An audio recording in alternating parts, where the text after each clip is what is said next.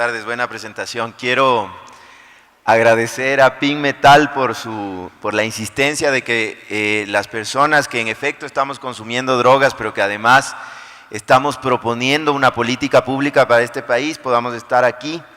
Quiero agradecerle a Jorge Paladines por cederme un tiempo de su espacio, y en ese sentido proponemos a tal punto política pública que fuimos nosotros los que colocamos en la Constitución de 2008 el artículo 364, o sea que además de consumir drogas, sí hacemos algunas otras cosas interesantes. Yo quería partir por una pregunta. Si estamos tan claros de la problemática, hemos oído ponencias increíbles, súper potentes, ¿no es cierto? ¿Por qué no damos pasos más firmes hacia la despenalización del consumo, hacia el autocultivo, etcétera, etcétera, ¿no? Yo quiero retomar algunas de las cifras que se han dado hoy y darles algunas otras cifras, pero parto de la siguiente afirmación. La guerra contra las drogas la ganaron las drogas, ¿no? Esa guerra se perdió, las drogas han ganado definitivamente eso. Por ponerles un ejemplo, ¿no es cierto? La pureza promedio de la cocaína ha aumentado en un 60% y la pureza promedio de la heroína también ha aumentado un 60% entre 1990 y 2007. Pero en el caso de la marihuana, la pureza ha aumentado un 161%. Los precios bajan notablemente en todo el mundo. Por más que, como nos contaba el ministro del Interior, se decomisan cantidades impresionantes de droga, eso no significa que el consumo baje en lo más mínimo, el consumo sube. El Ecuador en concreto no es un país ni de consumidores, ¿no es cierto? La encuesta del CONCEP a familias y hogares de 2007 nos habla de una prevalencia de vida del 4,3%, frente a marihuana, que es la droga que más se consume en este país.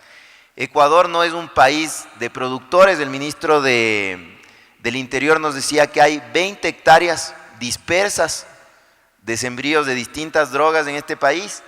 De hecho, la JIFE nos informa que en 2010 apenas 25 hectáreas fueron destruidas en este país. Creo que hay aquí algunas personas que tienen en su posesión más de 20 hectáreas, ¿no? Sabrán que no es mucho.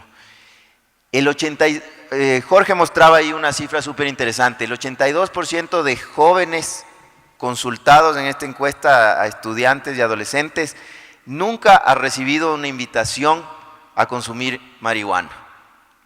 Me centro un poco más en la marihuana porque es la droga que más se consume en el Ecuador, en Sudamérica y en el mundo. Si el 82% de peladitos no han recibido una invitación a consumir marihuana nunca en su vida, pero de ellos el 76,9% ha consumido alcohol alguna vez en su vida.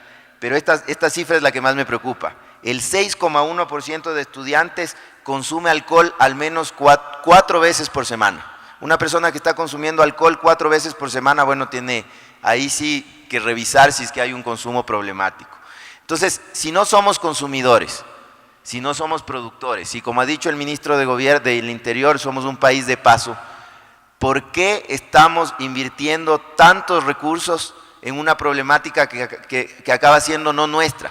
Pero sobre todo yo les quiero preguntar, porque quiero ver si logran conectarse con la gente que está presa.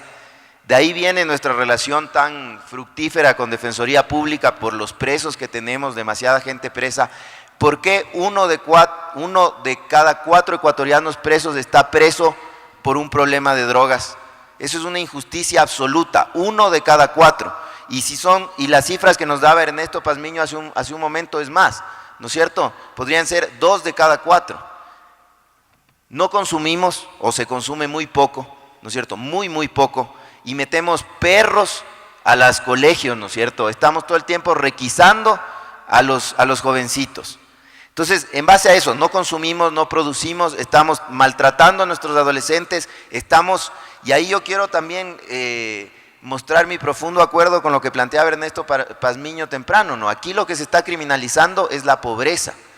No se está criminalizando ni siquiera el consumo, porque los narcos salen muy fácilmente de la cárcel, ¿no es cierto? En un estudio de que hizo Pink Metal en Colombia, apenas el 2% de los presos son rangos medios y rangos altos, ¿no es cierto? Entonces, Quienes se quedan presos definitivamente son la gente pobre, la gente que no tiene buenas defensas jurídicas, la gente que no tiene cómo salir fácil de la cárcel. Quisiera pasar con esta introducción y con esta pregunta. Entonces, tenemos claridades impresionantes de que estamos fortaleciendo la guerra, de que estamos fortaleciendo la violencia, pero no damos pasos más firmes, reconociendo las maravillas que se ha hecho hasta el momento, no damos pasos más firmes para quitarle al crimen organizado la fuerza que tiene. Entonces, como decía Ernesto, en este país podemos consumir, pero no podemos tener para consumir. Entonces, ¿cómo consumimos? ¿No es cierto? Y además, tenemos que seguirle comprando al crimen organizado. Y aquí estuvo la presidenta de la Asamblea, la Gaby, estuvo el ministro del Interior. ¿Por qué? ¿No será que el lobby de los señores de la muerte, no será que el lobby de los señores de la guerra se sigue imponiendo en nuestra legislación, en nuestro país? Quisiera pasar, no sé cómo mostramos las diapositivas, a nuestra propuesta concreta de regulación, ¿no es cierto? No es una regulación, nosotros no hablamos de regulación del consumo en específico, solamente del mercado, quiero decir, sino una regulación de todos los ciclos de la producción. Como me han dado solamente un minuto más, voy a hacer un resumen súper corto. Nuestra propuesta plantea dos cosas en concreto.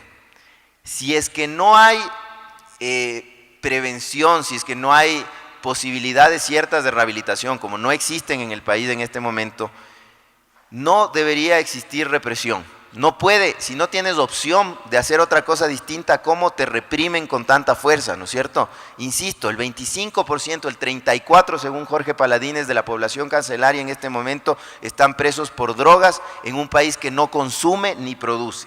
Entonces, el otro criterio es el del control. El control no puede seguir siendo por parte de la policía, además que alimenta inmensas redes de corrupción. Este tipo de control no es técnico, ellos no saben lo que hacen, ellos miran una planta y ven el demonio. Nosotros planteamos que el control tiene que tener un carácter técnico y el eje central de nuestra propuesta no es la legalización. Muchos creen que nosotros estamos luchando por la legalización. En mayo varios miles de personas salimos a marchar aquí en Quito, pero no estamos planteando la legalización, no nos interesa reproducir la problemática del alcohol. No nos interesa, por ejemplo, del 100% de hospitalizaciones relacionadas con drogas, el 86,2% vienen del alcohol, vienen por el alcohol. No nos interesa reproducir eso, no queremos tener Marlboro verde ni que el mercado mundial, el capitalismo pueda usufructuar del consumo. Nos interesa más bien retirarle al mercado, que es para nosotros lo que le vuelve perverso al alcohol, lo que le vuelve perverso a la marihuana, del abastecimiento, la producción de sustancias psicoactivas, que es como las hemos definido nosotros. Queremos alejar al mercado, no queremos regularizar, pero sí, ¿no es cierto?, ahora que son tiempos de buscar recursos, explota el Yasuní porque se necesitan recursos, sí vemos un montón de potencialidades industriales de producción para las plantas, ¿no es cierto?, para las plantas que producen sustancias psicoactivas.